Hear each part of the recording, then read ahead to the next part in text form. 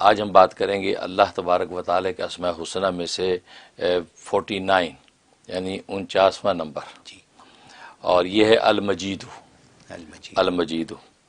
और ये कुरान करीम में 2 मरतबा अल्लाह तबारक व तआला ने मुख्तलिफ मकामात पर दोहराया है, और ये बड़ा बाबरकत नाम है। इसके जो है वो मुफरद अदद जो है वो 3 है, और इसकी अदद कबीर जो 57 है। अदद कबीर 57 और मुफरद अदद इसका 3 है। बड़ा बाबरकत नाम है कि ज़ाहिर है कि इसका माना है बड़ी बुजुर्गी वाला। सबसे बड़ी बुजुर्गी गोया कि अल्लाह तबारक व तआला के पास ही है, और मजीद उस ज़ात को कहते हैं कि जिसके पास सारी अज़मतें, रिफ़तें, बुजुर्गियाँ और बड़ाइयाँ उनका वो मालिक है। यानी वो अताई नहीं है बल्कि ज़ाती हैं। किसी दूसरे को मिले तो अताई हैं, लेकिन उसकी अपनी ज़ाती हैं सारी बुजुर्गियाँ, और वो अपनी नेमतों के ज़रिए से अपनी मखलूक पर एहसान करता है। नेमतें करता है तो इस तरीके से उन पर एहसान करता है। तो ये मजीद है और बड़ा पुरअसर नाम है। इसके जहाँ तक फ़ज़ाइल फ़वाइद का ताल्लुक़ है तो पहला फ़ायदा इसका ये कि अगर किसी शख्स को बर्स का मर्ज़ हो, बर्स, और बर्स का मर्ज़ ऐसा है कि आम तौर पे तिब्बी दुनिया में उसका कोई इलाज नहीं है, तो लिहाजा लोगों को जब हो जाता है तो फिर वो ऐसे ही रहता है, वो दाग धब्बे बदन के जाते नहीं हैं। उसमें बड़ी इसके अंदर उसकी तासीर है। उसका तरीक़ा ये है कि अय्याम 20 के रोज़े रखे। अय्याम 20 13, 14 और 15 चाँद की। अब रमज़ान में 13, 14, 15 को रोज़ा भी रख सकता है वो, क्योंकि रमज़ान का रोज़ा तो और बाबरकत है। तो जिसको ये मर्ज़ है वो अय्याम 20 के रोज़े रखे, 13 का, 14 का, 15 का, और रमज़ान में तो खैर रख ही रहा होगा।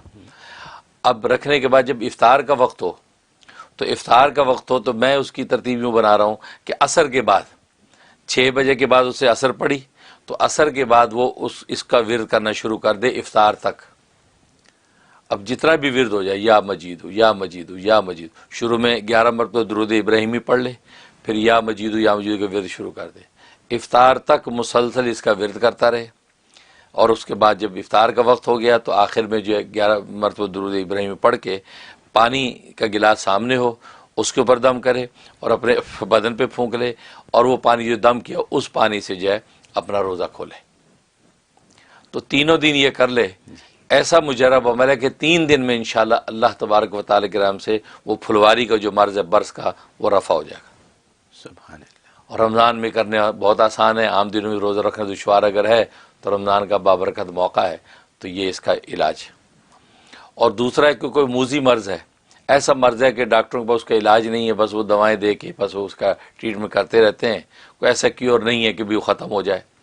तो जैसे आमतौर पर हेपेटाइटिस सी हो जाता है, या डायबिटिक हो गई है, डायबिटिक ऐसी मूजी हो गई है कि बस अब जाने का नाम ही नहीं, जो इंसुलिन तक बंदा पहुँच गया है। तो ऐसे जितने मूजी मर्ज़ हैं उनके लिए भी इसमें बड़ी तासीर है। उसका तरीक़ा यह है कि 20 रोज़े रखे आदमी, 20 रोज़े मुसलसल रखे, और जब इफ्तार का वक्त हो तो इफ्तार के वक्त जो है वो 57 टाइम, जो इसका आदत है 57 टाइम पढ़े या मजीदू पढ़ के जो पानी पे दम करे, या जो दूध है, शरबत है, जिससे उसे इफ्तारी करनी है उस पे दम करे और उससे वो इफ्तार कर ले। तो गोया कि 20 डेज़ तक ये करके जब ये अमल कर ले तो किसी भी किस्म की मूजी मर्ज़ होगा, जो दायमी मर्ज़ आमतौर पे हो जाता है, जाता ही नहीं है, तो वो उस मर्ज़ का ज़बरदस्त इलाज है। अल्लाह तबारक व तआला मर्ज़ को तोड़ देते हैं। और रमज़ान में भी 20 रोज़े जो बाकी हैं तो अभी बड़ा अच्छा मौका है कि इंसान ये अमल कर ले। और तीसरा इसका फ़ायदा ये है कि जिस शख्स की कोई इज़्ज़त नहीं है अपने ख़ानदान में या अपने कुलीग्स में या अपने ऑफिस में, और महसूस करता है यार मेरी इज़्ज़त नहीं है, या ये कि दुल्हन गई अपने ससुराल में तो वहाँ उसकी इज़्ज़त नहीं है, या दामाद है उसकी अपने ससुराल में इज़्ज़त नहीं है, तो किसी को भी अपनी इज़्ज़त और मनक़बत चाहिए, तो उसके लिए इसमें बड़ी ज़बरदस्त तासीर है कि रोज़ाना सुबह फजर के बाद 99 टाइम 99 दफ़ा या मजीदू का विर्द करके अपने हाथों पे दम के चेहरे पे फेर ले और बदन पे फूंक दिया करे। बस वो ये 90 दिन की नीयत से शुरू करे, देखे चंद दिनों में इंशाल्लाह उसकी इज़्ज़त और मर्तबा बढ़ने लगेगा। इसमें तासीर। और एक इसके अंदर तासीर ये है कि गर्मियों के रोज़े हैं, रोज़ा बहुत लगा हुआ है, प्यास है। अब गर्मी के रोज़े में प्यास की हालत है तो क्या करे। वैसे तो हर प्यास के लिए, लेकिन मैं रोज़े का इसलिए करूँ आज का रमज़ान चल रहा है। अब ऐसे इंडिया पाकिस्तान के इलाकों में जहाँ गर्मी के रोज़े हैं और प्यास की शिद्दत, तो उसके लिए इसमें बड़ी तासीर है कि इसका कसरत से विर्द करे। जब भी याद आ जाए या मजीदू या मजीदू या मजीदू पढ़ता फिरता रहे, तो सारा दिन उसको कम से कम प्यास नहीं लगेगी।